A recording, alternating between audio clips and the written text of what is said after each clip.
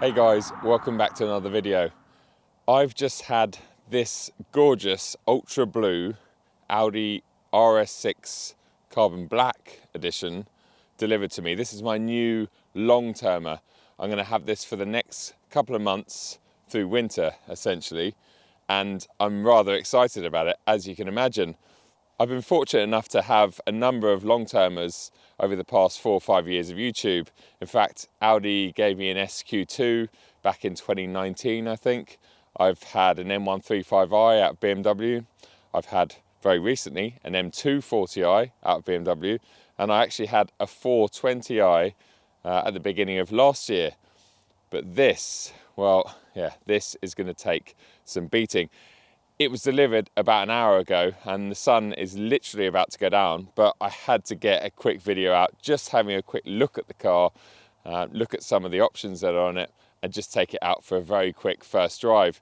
But as I have this for the next 2 months, I plan to shoot lots of exciting content with it, and that actually starts next week when Patrick and I are taking it to the snow. So it's an RS6 Avant, because they're only available in Avant, which is Audi's talk for estate or wagon or touring, if you're a BMW guy. And this is the carbon black edition. So there's the base RS6, there's the carbon black, and then there's the range topping Vorsprung. Although they have just removed the RS6 off the configurator and replaced it with the RS6 Performance, which has just been released. Seemed to be released quite silently. I'm not sure what Audi were doing there, but I was on an Audi RS launch a few weeks ago with all of the Audi RS crew, and I was questioning them about possible RS6 Performance, and they all seemed to give me the feeling that it wasn't going to happen, or at least it wasn't going to happen in the near future. And then literally a week after that event, boom, it was on the internet. So if you want one of these now, it will be a used one. Or you have to buy an RS6 Performance, which has a bit more power, nicer wheels, and a few other bits and pieces. That's not a bad thing, but obviously you're going to pay a bit more money for that. But when this was for sale a couple of weeks ago, the base price of this particular car was £113,000. And this one, as optioned, is just over £118,000.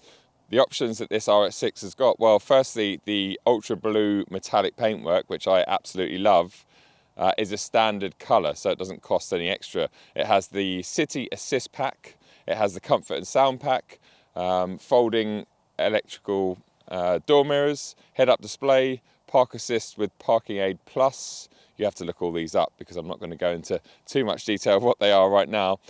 The all-important RS Sports exhaust system, big thumbs up.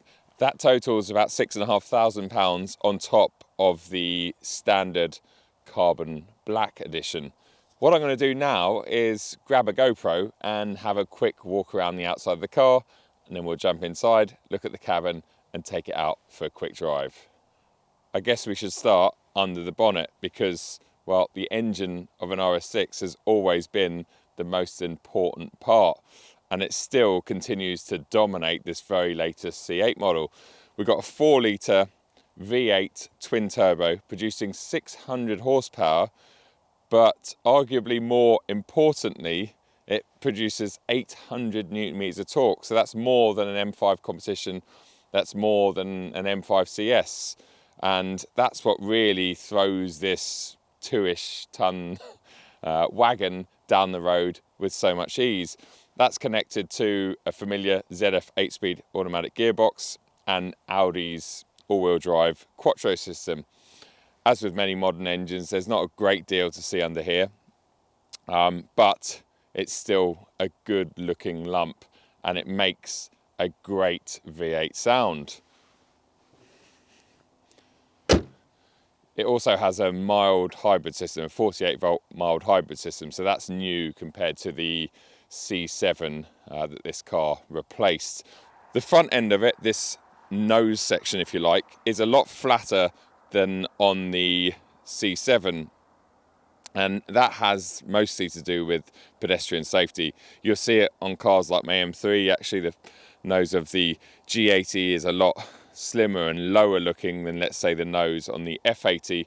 I mean, there's no denying that an RS6 has aggressive looks. I mean, it is mean. This coming up behind you in your wing mirror, well, you're not going to mistake it for many cars. This has the Matrix LED headlamps, but it also has a laser light integration in there as well, the blue section, and that activates when there's nothing else on the road.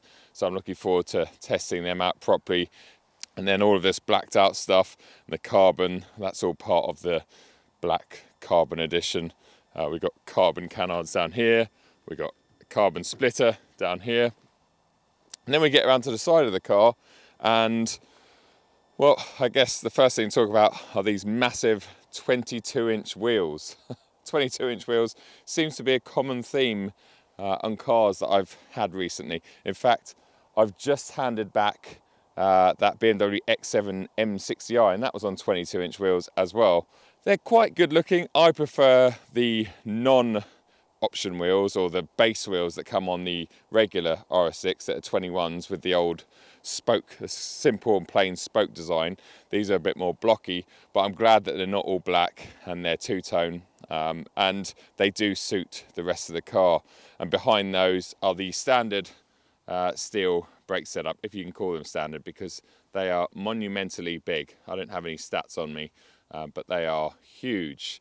And this car has a square tyre wheel setup, so 285/30 22s front and back, so you can swap the wheels around and it wouldn't make any difference whatsoever.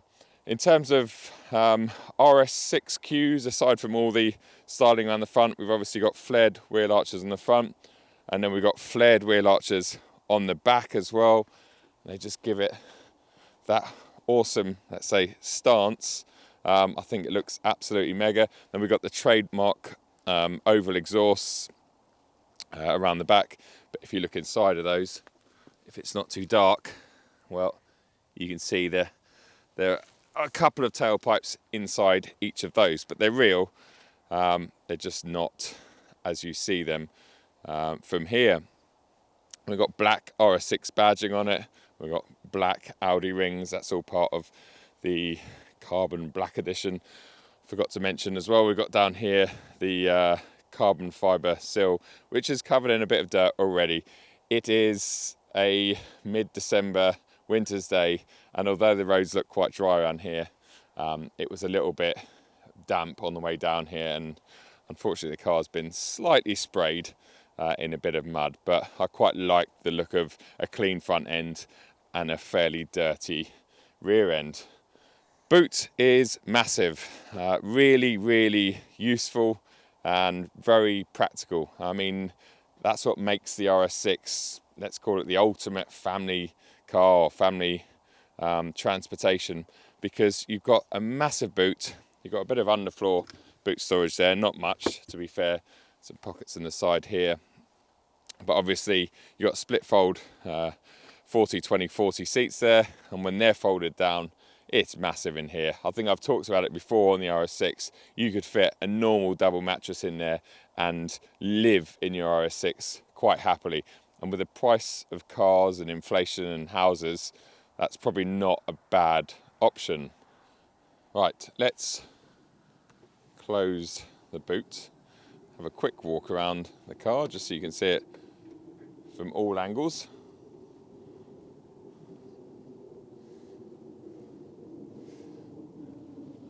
There's a plane somewhere a long way up there, I can't see it. But as I'm sure you'll agree, even if you're not an estate fanboy or fangirl, I just think the RS6 just looks so good. It really does. And I have to say, if you haven't already noticed, I'm extremely happy and excited about running this through the winter months. I mean, there's nothing else really, in my opinion, that matches it or touches it. And even though I have an M3 Touring sort of incoming, hopefully March or April next year, that is a different car. Yes, the M3 is going to be more of a driver's car, I can tell you that straight away, but the RS6 is still the daddy of estate cars or wagons. Can you say the daddy? It's probably sexist. It's the top trump of fast wagons as far as I'm concerned, especially now they have the performance model out, which I'll hopefully get to drive in the next few months. This particular press car doesn't have a panoramic glass sunroof, which is a shame. Obviously, the fact that it hasn't got one means that this probably drives and handles a fraction better than an RS6 that does have one because of all that added weight at the top of the car. But the flip side of that is you lose that interior and cabin light, which is a bit of a shame. Let's have a look around the back of the car while we're out here before we jump in the front.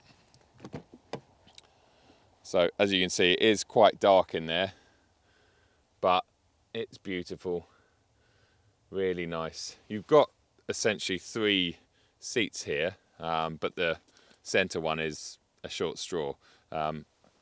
In most cases, you'd use the outer 2. You've got cup holders there. You have a small little, don't know what you put in there, a phone if you're lucky. But yeah, very comfortable looking seats. Plenty of legroom for 4 adults in here. 4-zone climate as well. Yeah, really nice. And this carbon trim that's in the front of the cabin and the Alcantara also blends through to the back. Bang & Olufsen speakers. Yeah, it's a very nice place to spend time in, whether you're in the back or whether you're in the front.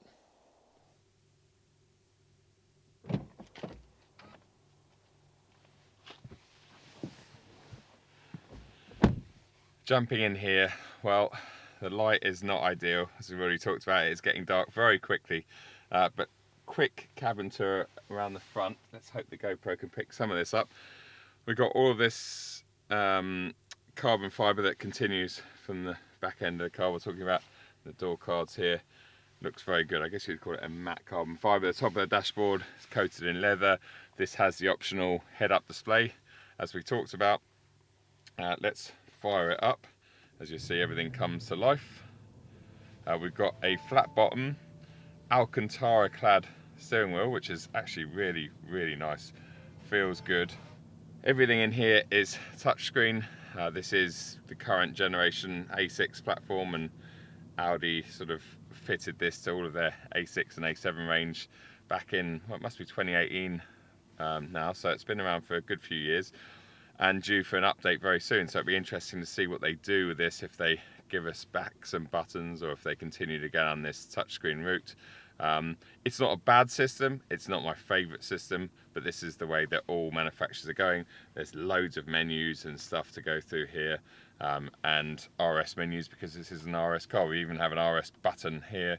If you press that, you see you get a completely different display, and you might have heard the exhaust note just change then. We've also got RS2, you can preset those. This has of course got a soft limiter on it because it's an Audi, but it still gives you half an idea of what it's going to sound like.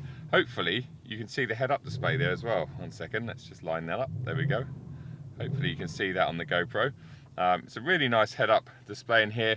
The only issues I've ever had with the Audis is sometimes on a very bright day you can get the reflection of the surround bit of the head-up display coming into the windscreen.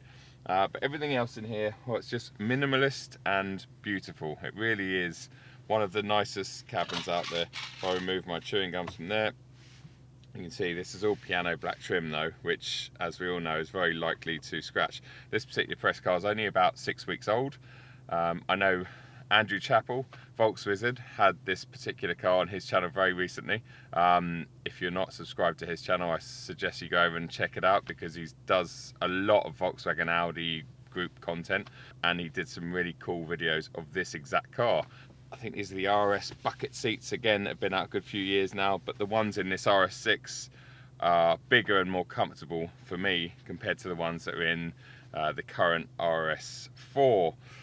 What else to talk about? We've got some Alcantara down here on the gear selector. It's good to see that there's still a proper gear selector down here. If you pull that down into drive, and then I think if you push it across, to the left, we've then got manual. We've got these paddles, which are really nice, and aluminium, because they are cold and it is 3 degrees outside. But them being cold tells me that they are proper aluminium. They feel really nice, certainly nicer than the paddles that are in most of the R8s that are out there on the road today. I'll just put that back into park so I don't run over my expensive camera. But yeah, really nice. We've got a Bang & Olufsen sound system in here, which I haven't tried out yet, but I'm sure will be great on longer journeys especially. But it's just a pleasant, nice place to sit. In terms of storage, once again, a bit like the back, we've got very small little storage bin here. I've got my house keys and stuff in there with my jizz machine keyring from 44 Teeth. But yeah, not a massive amount of storage there.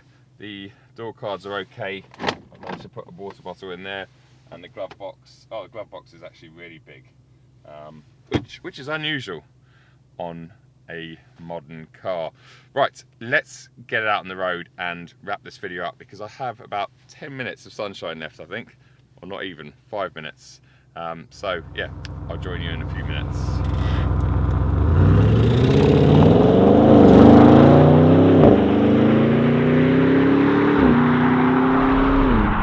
First thing to talk about is ride quality in this car.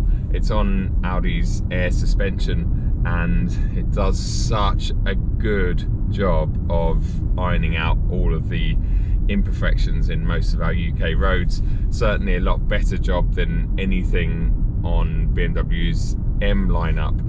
It floats down the road and it just feels unreal. The C7 had a pretty good ride, but this latest C8, it's amazing, it really is, especially when you consider that you're on 22s. But the good thing with this RS6 is when you do press the RS button and go into RS2 and everything stiffens up a little bit and you get a better throttle response, you get a bit more exhaust sound through that optional sports exhaust. The car somehow feels agile and sporty and obviously fast as you like. 600 horsepower, 800 newton meters of torque. It's that torque figure as we talked about on the outside, torque. It's just ballistic. It's so fast. I can't wait to get this car into a country where we're not so limited by speed limits, etc. Yeah, I'm really looking forward to running this car for the next couple of months. Hopefully you can leave some comments below with suggestions of what you want me to test out and try and film, essentially, because yeah, I'm going to have lots of time with it and lots of time to do that through the winter months, depending on weather, obviously. It sounds really good as well. Yes, it's cluttered up with OPF filters and it has to pass all the normal sort of regulations and stuff, but let's just put the windows down and accelerate a little bit hard out of here. Ready?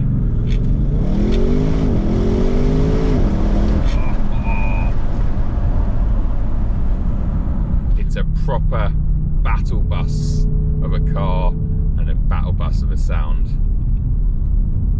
Right, I'm going to switch these cameras off now because it's probably really grainy in here because it's very dark outside. But as I say, I had to get this content out today. I'm busy over the next couple of days and I just wanted to share this car with you lot. And yeah, hopefully it's coming across how grateful I am about having this, because yeah, it's awesome. I'm very fortunate that I have my M3 X-Drive, which is also another very good high performance winter practical-ish car, but this is just, it's so quick. I think they claim 0 to 62 on this 3.6, 3.7 seconds, and I've timed it in the very low threes. But I think the reason it doesn't crack the 3-second barrier is it's just a little bit sluggish from sort of 0 to 5 miles an hour, so off the line. But once you're up above 10, 15 miles an hour, this thing is a ballistic missile. Anyway, I will see you at another video very, very soon. Thanks for tuning in. Cheers.